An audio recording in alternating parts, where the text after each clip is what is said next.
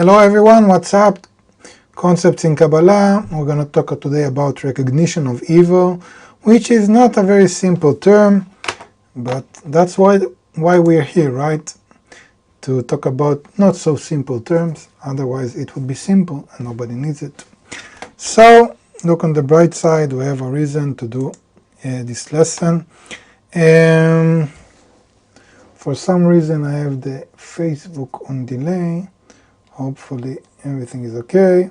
David is saying that he's so happy to be here. Well, nice, David. We're happy to have you. Okay, so the Facebook now is working. YouTube is working. Let's talk about today's topic. Okay. So basically, you can say that if all reality is perfect and the Creator feels it all, and it's all in balance, in a perfect state, and the only thing that was actually created was a flaw, was some kind of deficit, some kind of damage. Okay, so you can ask, why was it created like that?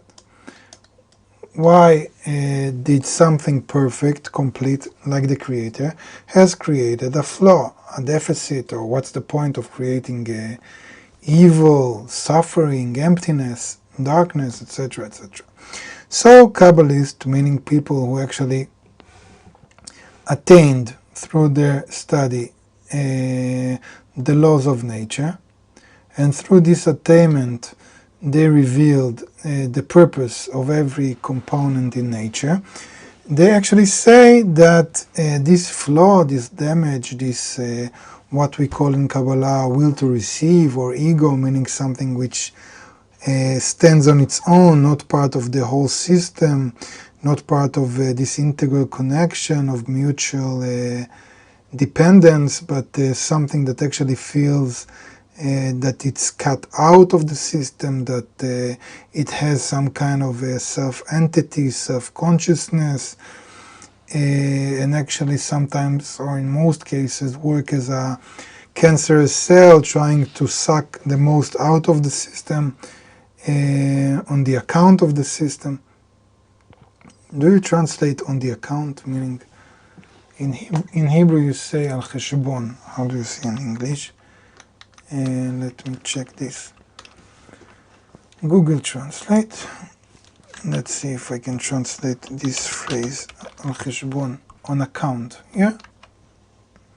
Well, hopefully this is corrected. This is correct English.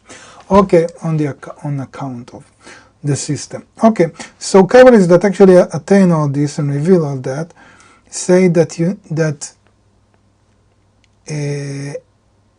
the only purpose of creation is to create something that reveals this perfection, that reveals on its own, out of its free choice, chooses this perfection, this good, attaining it, and then this attainment of the good will be multiplied by many, many times, okay? And how do you come to attain that? So you cannot attain anything if you're a creature, meaning if you come from a point of a creation, meaning that there was oneness, and then suddenly there is some kind of duality in nature. So there is the Creator and the creature, or plus and minus. So if you come from this moment of creation, meaning if you're a result of creation, you cannot attain anything but through this duality, meaning through different opposites. So you know, far from near, hot from cold, high from low, love from hate, etc., etc. And so in order to come and recognize this completeness, this balanced state, actually you need to reveal how opposite you are, meaning how actually your nature, which is called the will to receive, or the ego, or what we now define as ourselves, it's actually the most opposite thing to the quality of the Creator. infinity, to connection, to the light, whatever you want to call the creator right now, doesn't really matter, okay? So, so actually, all of our work, all of our spiritual work is just to recognize the evil. Because if we recognize what it is that separates us from the Creator, and we rise above it, or we choose or prefer the opposite of it, then we can understand what is love, or what is disconnection, or life, or whatever, or light, or whatever you want to call it, okay? And this is a tricky thing, because it's not so easy to come to know what is an evil. Okay, and there are two layers of problematic, two problematic layers here, different like dimensions of problem of how do you say problematics? I don't know. So there are two different dimensions of problems here. Okay, one type of problem is the fact that it's not so easy to understand what is evil. Because if you ask a person from the street or any other person, he will say that I feel close to the Creator, I feel that I pray to Him, I call to Him, we are as one, He talks to me, I talk to Him, I don't feel myself separated, my life is pretty okay, the Creator brings me money and health, and if He doesn't, then I can pray to Him and He will help. So a person doesn't really feels that he's opposite from the Creator, and he doesn't, and moreover, he doesn't feel, or she doesn't feel, that their own nature, what they call their self, is actually what separates them from nature, from the Creator. Okay, so this is one layer of one type of problem. I don't know how to say this. Layers of problematic of problem. I don't know how to say it in plural. Oh, it doesn't import. It's not so important. Okay, so one type of problem is the fact that a person doesn't recognize his own evil and what it is. The other problem is that we, as a will to receive, we don't want to reveal how bad we are, how opposite we are, how farther away we are from the Creator. Okay, so so again, one, me evil, let's write it like this. Okay, so my nature is evil. Why? I just want to enjoy, I just want everybody to be happy, you know, I don't wish anybody something bad. So what is it in my nature that is bad and or cuts me off from the Creator? And on the contrary, as I've said, many people think that they are close to the Creator, blah blah blah. Okay, and the other kind of problem is that I don't, no, I'll write it like this. I prefer good, meaning I prefer to feel good, to feel that I'm good, to move forward in a positive way, and I prefer to feel good. I don't want to feel bad. Okay, and to recognize evil necessarily means that I feel how opposite I am, or how farther away I am from the Creator. So these are the two main problems with the recognition of evil. Before I move forward, let's see if you have questions. Your English is okay. Thank you. I'm doing my best.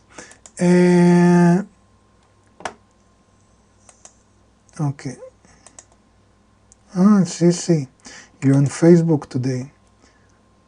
So we need to make ourselves more opposite to be more like the Creator? No, you cannot, because you need to advance to the opposite, as we've said, and then you feel how opposite you are. So you need to try your best to be similar to the Creator, knowing that if you truly did your best, then you'll reveal how opposite you are. So it's a bit tricky. It's not easy. That's why a person on his own cannot hold in this path alone.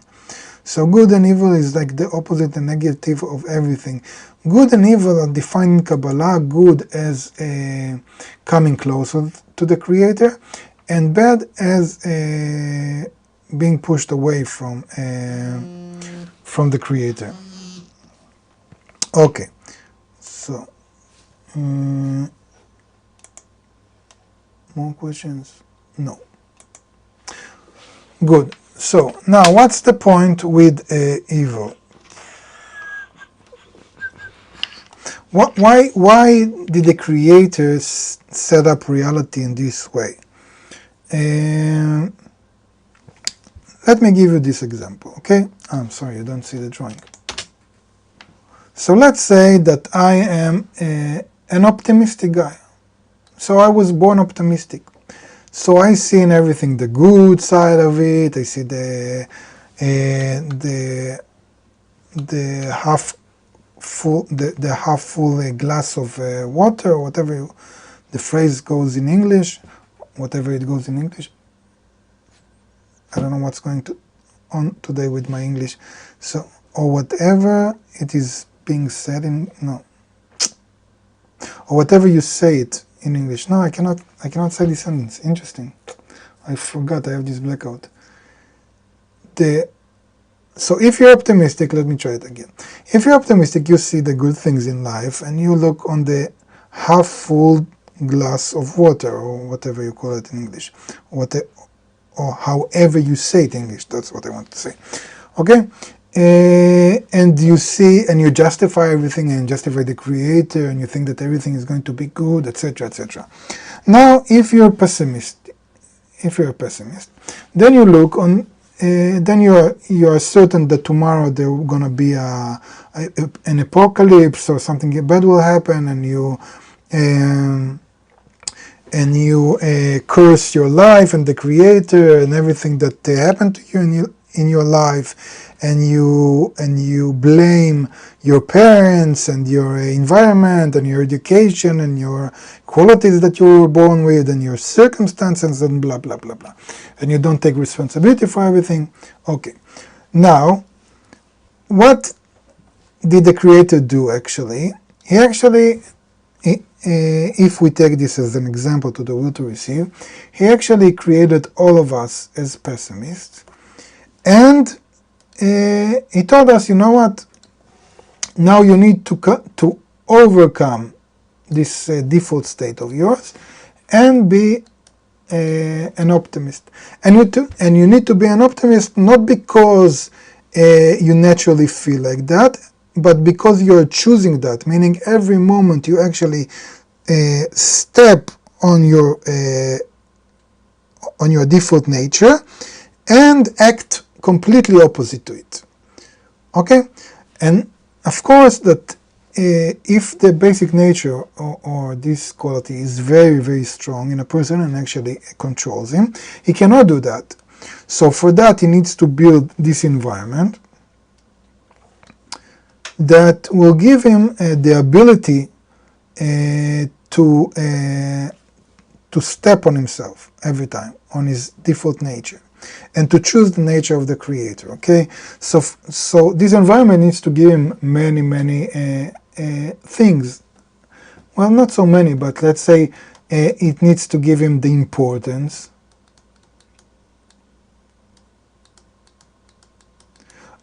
because we are just like little children. We want this is who I am, accept me the way I am, like all this politics of identities. This is who I am, I was born like this, now I want to be equal, I want to be loved by everybody, blah, blah, blah, and I want you to love me for who I am, okay? So this is like a very childish approach that we all don't want to change, okay? So we want to be loved as we are and not to change at all. So we need to have some kind of importance from the society that comes and says,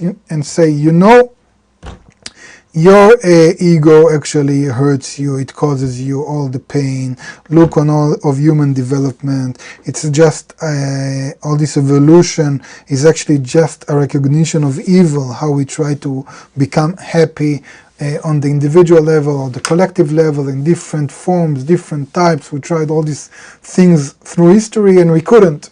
We are still not in balance with nature, we still suffer. And we actually make ourselves suffer more and more from day to day through our society, through our individual choices, etc. So we need a society that comes and say, It's much more important to rise above your ego or your nature. Then we also need to have this motivation or this energy or this fuel to do that, because it's not easy to every time step on myself. It's very hard, especially when all my instincts and nature want to go one way, and now I need to go completely against that. Everyone who ever dealt with some kind of addiction knows how hard it is to overcome pleasure, and in an addiction we just replace one egoistic pleasure with another. Here it's much more harder, because we actually need to come out of ourselves, completely disconnect from ourselves, okay? And also the environment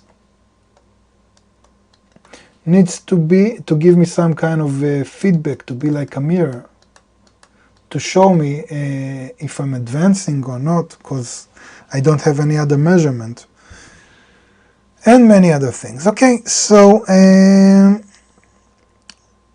it's not an easy work to do, the spiritual work. Many spiritual methods or religions, or whatever you want to call them, actually stopped on the point of not filling your ego, or closing it, or cutting yourself from it, or erasing it, because there is some kind of understanding in humankind that all of our sorrow and suffering, they all come from the ego, from the will to receive, and actually nature is perfect, nature is in balance, and we just miss it because we project our flaws on nature. But Kabbalah takes it one step further, and it says it's not enough to be like a plant or like a stone or like the ocean or whatever, just feeling the integrality of nature and not oneself. But actually you need to own it. You need to rise to the level of consciousness of the creator, of the program. And for that you need not just to erase your ego, but you need to actually use it, step on it, and turn it around in order to love others. So it's not so easy. But David is optimist. Okay, too bad for you, David. It will be harder for you to advance spiritually. No, just kidding. Everybody is born with what it needs. How many corrections does a person make on their path towards being like the Creator? Kabbalists divide them in general to 125 or 120, but these are like prototypes of steps, like it's like I'll ask you to divide your life, okay? So you can divide it to the age until you are 13, then to your 20s, 30s, 40s, etc. But it's very general. In the end, it's every moment you need to live the life. Greeting from Guatemala. Greeting to you too. Okay. Jensen is here. Yes, he is. Okay, probably recognize one another. Good. It's like a reunion. Stuart is saying, recognize that we are sons and daughters of the Creator, the King Nature. That is according to the Zohar. We receive this imprint like a seed growing in the ground. Yeah, but in order to come to that, first you need to reveal how opposite you are from it. That you are actually the cause of all pain or all suffering in your reality, and to give up your current self, and then you come to reveal that actually you are part of nature. How do we use it for others? Use what for others, Jensen? Please elaborate. In the meantime, I'll take questions from YouTube. Yvette, hey Yvette, you are here every week, that's nice. Okay, how are you doing? We're doing good, good. Hey, love and light and prayers. Okay, this is a lot of conversation, but not questions. What is the best way, the best method? Give us an example, please. The best method in our generation actually is, as I've said, to work through the environment, through a small group that also wants to attain the Creator. That's the easiest way to deal with today's ego.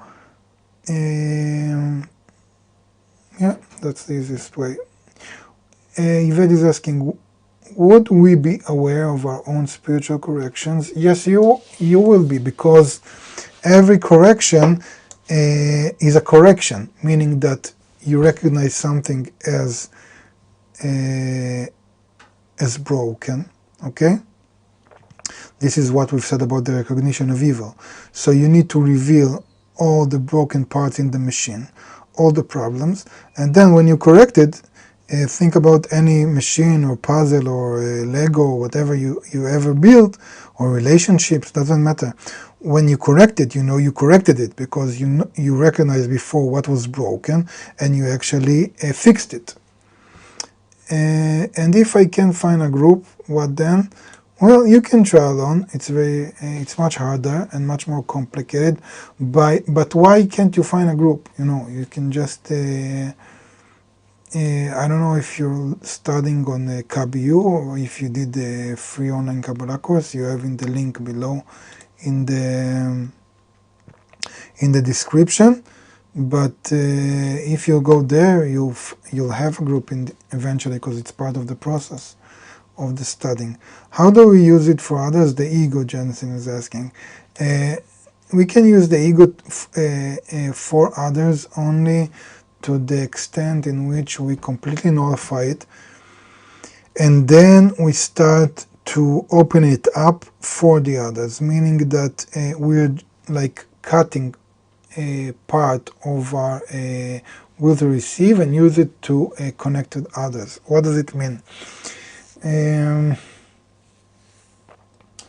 That actually I start to see that all my will to receive is an imprint from the Creator.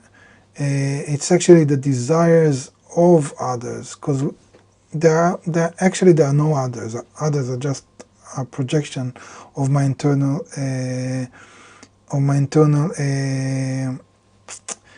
reality. So to the extent in which I completely nullify myself, and then I start to realize my will to receive, but in order to bestow, meaning I want to use each and every desire, quality, ability that I have in order to bring others to their own correction, meaning to connect them to the Creator, then I reveal how I truly can realize myself and every part in me in the ideal way. And then I reveal that there is no waste in nature, and everything was created in a perfect way, and every quality I have, every thought I have, and every skill I have, everything that I thought that was actually negative sometimes, I reveal that everything is completely positive, and it's exactly what I need in order to complete my part of the puzzle in this general reality. Is your refrigerator running? What does it mean? Well, I don't have a refrigerator here, so I'm not sure he's talking to me. I think you said we have to step on it and turn it around and use it for others. Yeah, that's what I've said. So I elaborated on that now. I hope that's clear. Wow, so many questions on YouTube. Let me just a second. In my city, there are no Kabbalah groups. We don't need one. Everything is virtual anyway. Even now with the COVID-19, even if there were people in your city, you couldn't meet them. I am happy to be here. Thank you. We are happy to have you too. Thank you. When we talk of God and each of us being a I cannot pronounce this word. Fragmentation. Yeah, I can. So when we talk of God and each of us being a fragmentation, everything we experience being a projection of ego and trying to get back to oneness, isn't that similar to Advaita Vedanta? Well, I don't have a clue about Advaita Vedanta, so I cannot really say what it is. I don't think it's a Kabbalistic term. Let me check this. Advaita Vedanta. Advaita Vedanta is a school of Hindu philosophy. Well, I truly have no clue about Hindu philosophy. Sorry about that. But as I've said before, there are many similar lines, at least in the basic way. Afterwards, it's get more complicated, because if you need to attain the Creator, it's a bit different. So I can find a group in KabU? Yes, you can. We're welcome. I've only just come across the idea of Kabbalah. Okay. Maybe what we have is the same idea running through several cultural representations of it. I think I refer to that. You can rewatch this lesson. It's not long, and I think I've answered that. Johnson is saying that it's clear. Thank you. Well, good. You're welcome. Okay, we're out of time. And for the first time in many lessons, we didn't even read one post. So if you want to elaborate on the topic, you have links in the description box with posts about recognition of evil. It's not an easy concept, but I hope it's clearer a bit, that it's a bit more clear now. Take care, stay healthy, and hopefully we'll meet next week, the same time, same place. Kevin, you're here. Good to see you again. And if you have a question, if you're not watching this live, you can always ask, and I'm trying to refer to it in the next week. And take care. Bye-bye.